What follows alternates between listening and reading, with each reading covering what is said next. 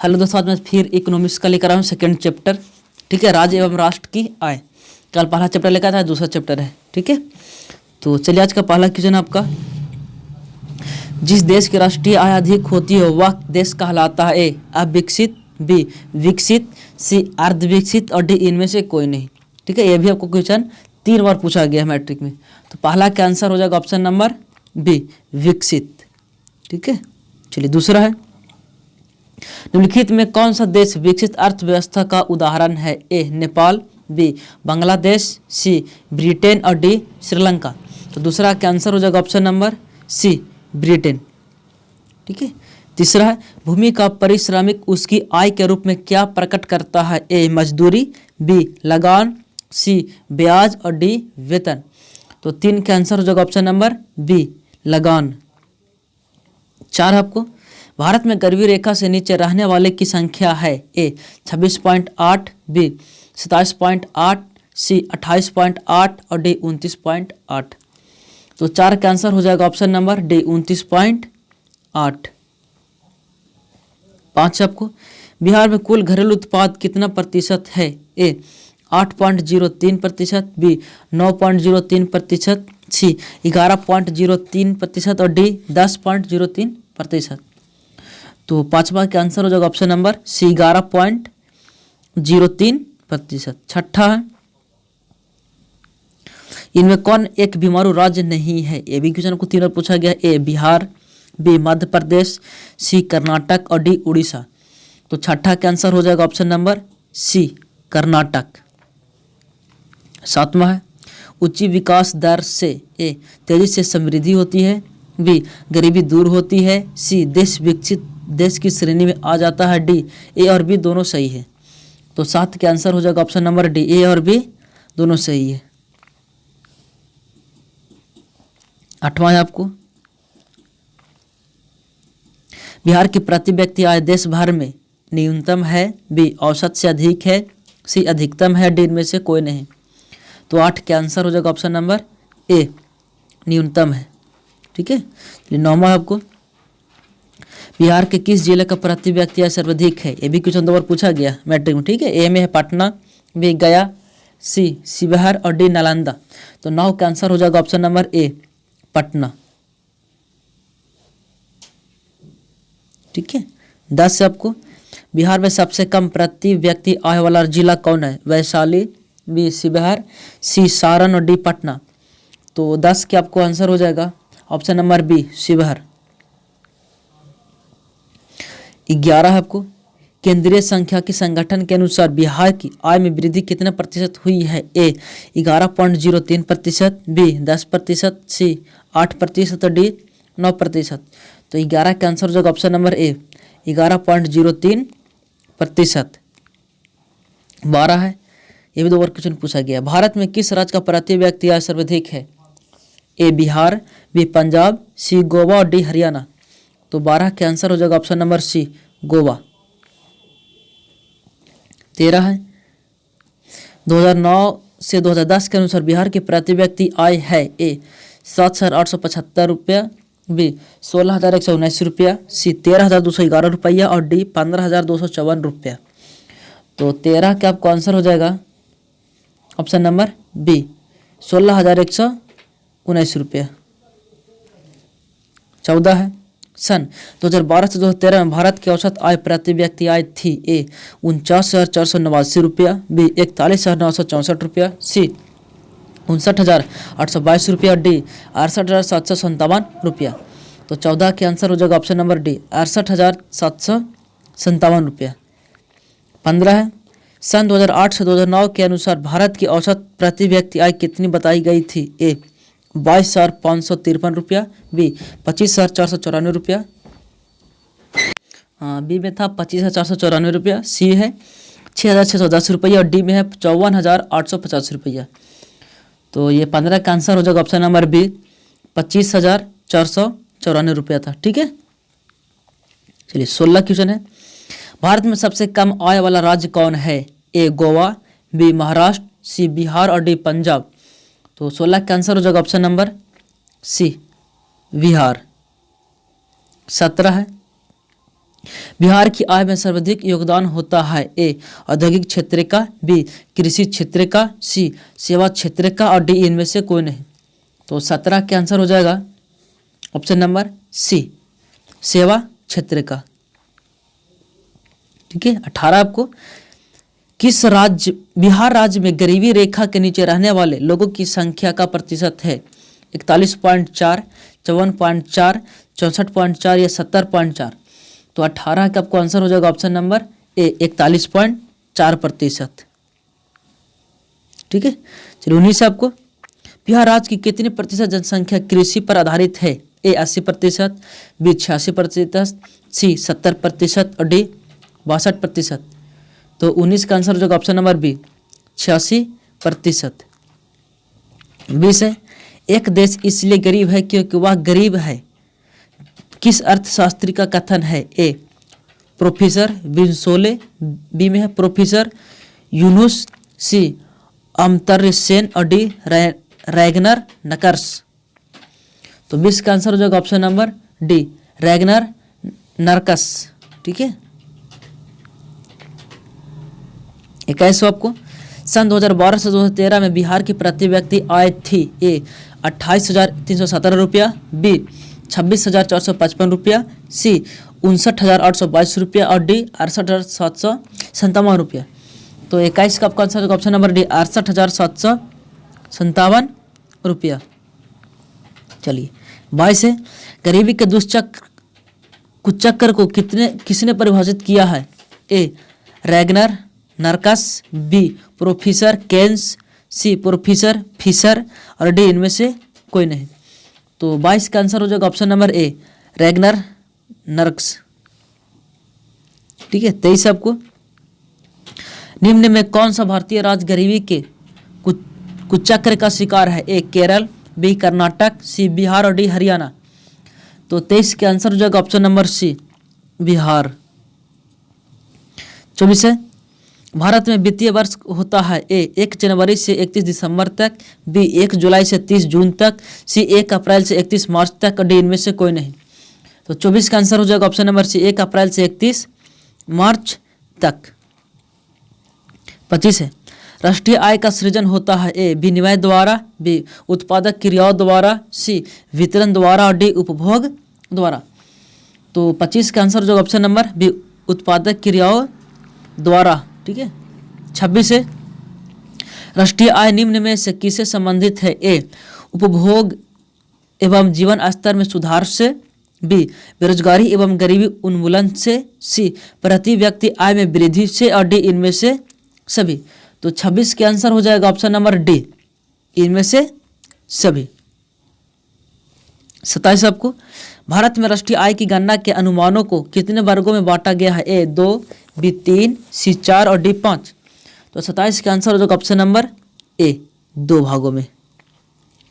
28 आपको, राष्ट्रीय आय में सम्मिलित है? ए घरेलू उद्योगों की आय, बी विदेशों से प्राप्त आय, सी ए और बी दोनों, डी इनमें से कोई नहीं। तो 28 के आंसर हो जाएगा ऑप्शन नंबर सी ए और बी दोनों। 29 है, राष्ट्रीय आय में वृद्धि होने से प्रति व्यक्ति आय में डॉट डॉट होती है? ए कमी होगी, बी वृद्धि होगी, सी स्थिर और डी संतुलन होगी। तो 29 का आंसर हो जाएगा ऑप्शन नंबर बी वृद्धि होगी। 30 है, राष्ट्रीय आय का अर्थ है? ए सरकार की आय, बी परिवार की आय, सी सार्वजनिक उपक्रमों की आय और डी उत्पादक के साधनों की आय। तो आपको 30 का आंसर हो जाएगा ऑप्शन नंबर डी। ठीक है, उत्पादक के साधनों की आय। 31 है, भारत में राष्ट्रीय आय की गणना कब प्रारंभ की गई?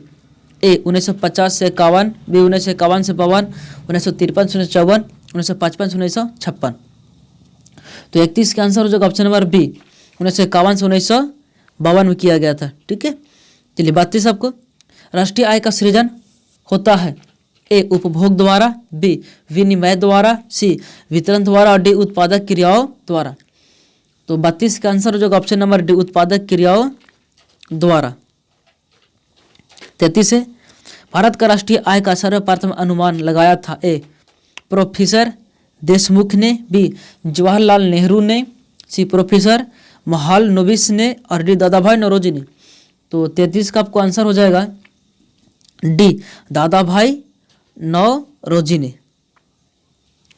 34 आपको, राष्ट्रीय आय समिति का गठन किस वर्ष हुआ था? ए 1950, 1949, 1948, 1960। तो 34 का आंसर हो जाएगा ऑप्शन नंबर बी 1949 में। चलिए 35 आपको, भारत में राष्ट्रीय आय की गणना के लिए सर्वमान्य प्रमाणित संस्था है? ए राष्ट्रीय विकास परिषद, बी केंद्रीय सांख्यिकी संगठन, सी नीति आयोग, और डी इनमें से कोई नहीं। तो 35 का आपको आंसर जो ऑप्शन नंबर बी केंद्रीय सांख्यिकी संगठन। 36 आपको, केंद्रीय सांख्यिकी संगठन की स्थापना की गई है? ए 1951, बी 1950, सी 1969 और डी इनमें से कोई नहीं। तो आपको 36 के आंसर हो जाएगा ऑप्शन नंबर ए 1951। 37 है, तीसरी का भयानक आर्थिक मंदी की अवधि क्या थी? ए 1920 से 1930, बी 1929 से 1933, सी 1918 से 1925 और डी 1998 से 2009। तो 37 का आपको आंसर हो जाएगा ऑप्शन नंबर बी 1929 से 1933 में। 38 दादा भाई नौरोजी ने अपने पुस्तक में भारत की प्रति व्यक्ति वार्षिक आय कितना होने का अनुमान लगाया था? ए 10 रुपया, बी 20 रुपया, सी 50 रुपया और डी 80 रुपया। तो आपको 38 के आंसर हो जाएगा ऑप्शन नंबर बी 20 रुपया। 39 है, दादा भाई नौरोजी ने सर्वप्रथम राष्ट्रीय आय का अनुमान कब लगाया था? ए 1866, 1968, 1878 कि 1998। तो 39 का आपका आंसर हो जाएगा 1866। ऑप्शन नंबर ए हो जाएगा इसका सही। ठीक है, चलिए 40 है आपको, 2013 से 2014 में भारत की प्रति व्यक्ति आय औसत थी, कितना थी? ए 41,964 रुपया, बी 49,489 रुपया, सी 80,388 रुपया और डी 60,822 रुपया। तो आपको 40 के आंसर हो जाएगा ऑप्शन नंबर सी 80,388 रुपये, यानी कि 80.388 रुपये। ठीक है, चलिए 41 है, poverty and un British rule in India किनकी रचना है? Professor Keynes, B professor PC Mahalanobis और सी में प्रोफेसर जोन्स और डी में दादा भाई नौरोजी। तो 41 का आंसर जो ऑप्शन नंबर डी दादा भाई नौरोजी। 42 है, तीसरी की भयानक आर्थिक मंदी से उबारने के लिए किसने सुझाव दिया था? ए प्रोफेसर केन्स, बी माल्थस, सी अमर्त्य सेन और डी दादा भाई नौरोजी। तो 42 का आपको आंसर हो जाएगा option number A professor Keynes.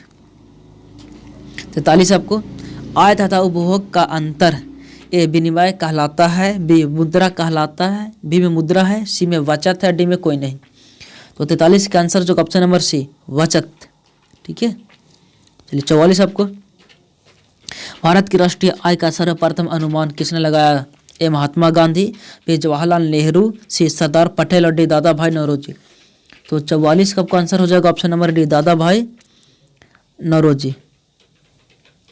45 है, प्रति व्यक्ति आय द्वारा किस देश की डॉट का पता लगाया जा सकता है? ए वार्षिक आय, बी आर्थिक संपन्नता, सी घरेलू उत्पाद और डी विकास दर। तो 45 का आंसर हो जाएगा ऑप्शन नंबर बी आर्थिक संपन्नता। 46 है, नए आंकड़ों के अनुसार अमेरिका का प्रति व्यक्ति आय क्या है? ए $46,040, बी $42,740, सी $2,360 और डी $870। तो 46 का आंसर हो जाएगा ऑप्शन नंबर ए $46,040। 47 आपको, प्रति व्यक्ति आय का आशय है? ए संपूर्ण आय से, बी औसत आय से, सी राष्ट्रीय आय से और डी सीमांत आय से। तो 47 का आंसर जो ऑप्शन नंबर बी औसत आय से। 48 है, निम्नलिखित में कौन हमारे रहन सहन के स्तर को प्रभावित करता है? ए राजकीय आय, बी राष्ट्रीय आय, सी प्रति व्यक्ति आय और डी इनमें से कोई नहीं। तो 48 के आंसर हो जाएगा ऑप्शन नंबर सी प्रति व्यक्ति आय। 49, किसी राज्य के नागरिकों का जीवन स्तर निर्भर करता है? ए शुद्ध राज्य घरेलू उत्पाद पर, बी सकल घरेलू राज्य उत्पाद पर, सी ए एवं बी दोनों, डी इनमें से कोई नहीं। तो 49 का आंसर हो जाएगा ऑप्शन नंबर बी सकल घरेलू राज्य उत्पाद पर। ठीक है। 50 है राष्ट्रीय आय जाना जाता है ए उत्पादन गणना विधि से, बी आय गणना विधि से, सी व्यावसायिक गणना विधि से और डी उपरोक्त सभी के द्वारा। तो 50 का आंसर जो ऑप्शन नंबर डी उपरोक्त सभी के द्वारा। 51 है उत्पादन एवं आय गणना विधि आर्थिक दृष्टिकोण से है ए सहज, बी वैज्ञानिक, सी व्यावहारिक और डी उपयुक्त तीनों। तो 51 के आंसर हो जाएगा ऑप्शन नंबर डी, ठीक है, उपयुक्त तीनों। 52 आपको राष्ट्रीय आय की गणना की कितनी विधियां, ए 4, बी 5, सी 3 और डी 7। तो 52 के आंसर हो जाएगा ऑप्शन नंबर बी 5। 53 है समावेशी आर्थिक विकास क्या है, ए संतुलित विकास है, बी समाज के गरीब वर्ग का विकास है और तीसरा है समाज के पिछड़े वर्ग का इतिहास है, डी इनमें से सभी है। तो 53 का आपको 53 का आपको आंसर होगा ऑप्शन नंबर डी इनमें से सभी है, ठीक है, सभी। एक बार फिर से देख लीजिए ऑप्शन क्या क्या है से। ए में है संतुलित विकास, बी समाज के गरीब वर्ग का विकास और सी में समाज के पिछड़े वर्ग का विकास और डी में है सभी। तो 53 का आंसर क्या हो जाएगा, 53 का आंसर होगा ऑप्शन नंबर डी, ये सही हो जाएगा, ठीक है। चलिए लास्ट है 55 को है लास्ट, इसके बाद है समाज के सभी वर्गों के जीवन स्तर के ऊंचा होने को कहते हैं आर्थिक विकास, बी आर्थिक वृद्धि, सी सतत विकास और डी समावेशी विकास। तो 54 के भी आंसर हो जाएगा ऑप्शन नंबर डी समावेशी विकास। 55 है आपको राष्ट्रीय आय के सूचकांक में वृद्धि होने से लोगों के किस विकास में वृद्धि होती है, ए सामाजिक विकास, बी आर्थिक विकास, सी राजनीतिक विकास और डी सांस्कृतिक विकास। तो 55 का आंसर जो ऑप्शन नंबर बी आर्थिक विकास, ठीक है। तो आज का वीडियो यहीं समाप्त होता है। अगर आपको वीडियो अच्छा लगे तो लाइक शेयर और सब्सक्राइब करना ना भूलें। जय हिंद, जय भारत।